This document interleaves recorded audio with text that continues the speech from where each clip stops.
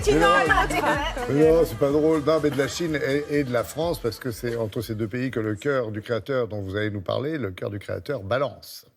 Exactement. Ce créateur s'appelle Thomas Dariel. Et on peut dire qu'il a un parcours atypique.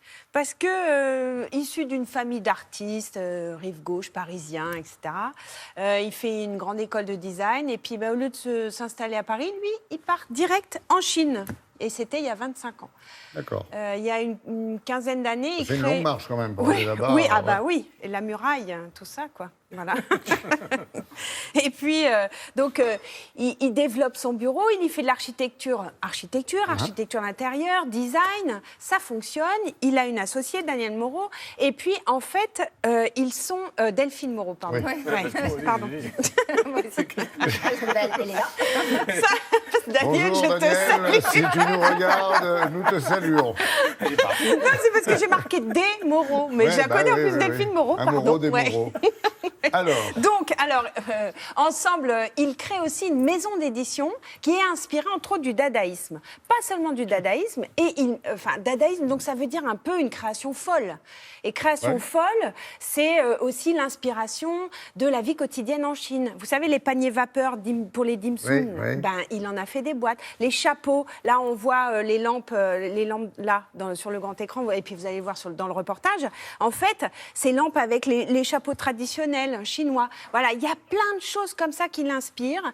Il a travaillé avec des artisans chinois. Souvent, on dit que c'est des copieurs. Eh ben non, pas du tout. Ils maîtrisent la laque. Ils maîtrisent de nombreux savoir-faire qu'on ne maîtrise pas nous et qu'il y a un échange possible et que justement l'apport du design français, la French Touch, elle est intéressante là-dessus. Donc voilà, il a tout compris. On va regarder. Thomas Dariel partage son temps entre la Chine et la France. Il crée aussi bien des espaces publics ou privés que du mobilier où se mêlent sa culture et les inspirations asiatiques. Un univers bien à lui. En fait, ça va être des aplats pour des vases qu'on va faire en très grand comme ça et en céramique. Dans mon univers, il y a deux inspirations. Il y a le mouvement dadaïste, parce que c'est une façon très libre de penser, d'être très avant-gardiste et en même temps d'être très proche de la société. Il y avait ce côté sans frontières. Moi, je trouve qu'on retrouve un peu cet esprit dadaïste, de mouvement dadaïste dans cette nouvelle génération en Asie. Donc ça, c'est un premier point. Et deuxième point, c'est... Ce qui m'a toujours fasciné en Asie, notamment à Shanghai, c'est la culture de la rue.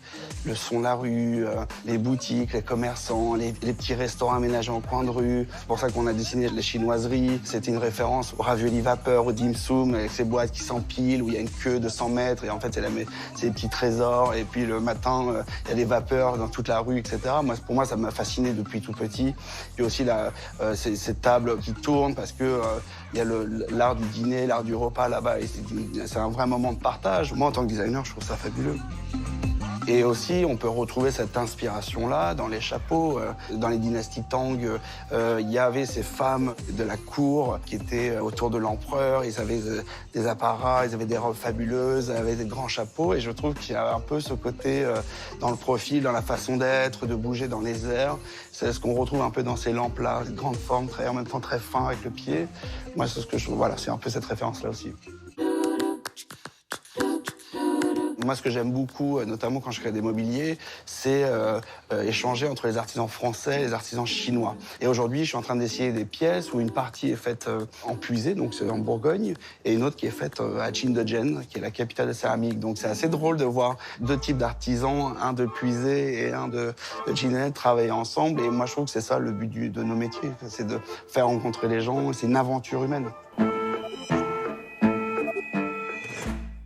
Je trouve ça, moi, plutôt original et sympa de mélanger comme ça les deux cultures. Il expose de temps en temps, Thomas Dariel? Oui, alors là, on pourra voir son travail à Montpellier, du 15 au 30 septembre, à la galerie RBC. Et il est en train de voir pour créer un showroom, etc.